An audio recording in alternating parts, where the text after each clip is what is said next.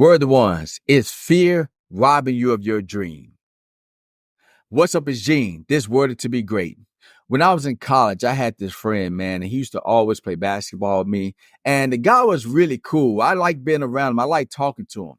And I found him to be extremely wise. And the thing about him, he was not a good basketball player at all. And I just couldn't understand, why would he always come play basketball and get on the court and act like he owned the court, even though he could barely shoot the ball, he could barely dribble. And so one day, me and him was having a conversation. I said, man, you have a whole lot of confidence. I'm not trying to be disrespectful to you, but you don't have that many basketball skills. He said, I know that, Gene. I don't care about that. It's just the fact that I'm stepping out there. I'm not allowing my fears to get the best of me. I said, okay, so are you trying to play college ball? He said, no, I'm not trying to get good at basketball. You see, I've always had a fear of playing basketball with other people. I always played my driveway, and it was always a social anxiety of mine to step out and play with other people. He said, Gene, the reason I'm doing that is because I'm overcoming my fear. I don't want to allow fear to be so powerful in my life that it started to rob me of my dreams.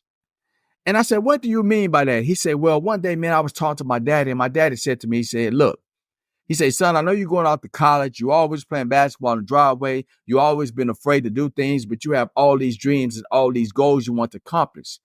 And he said, my daddy told me this. He said, always remember this, that fear is the robber of dreams. And the only way you can keep fear from robbing you of your dreams is you have to start taking action towards your fear by doing the things that you are afraid of. And that one conversation I had with my friend changed my perspective on life. It changed my perspective on fear. And see, a lot of you all out there, you're struggling like I once did. You're allowing fear to rob you of your dream. You have something you want to do, you want to accomplish, but fear is telling you that you're going to fail. You're not going to succeed. You're going to be criticized. And because of that fear, you are slowly allowing it to rob you of your dream.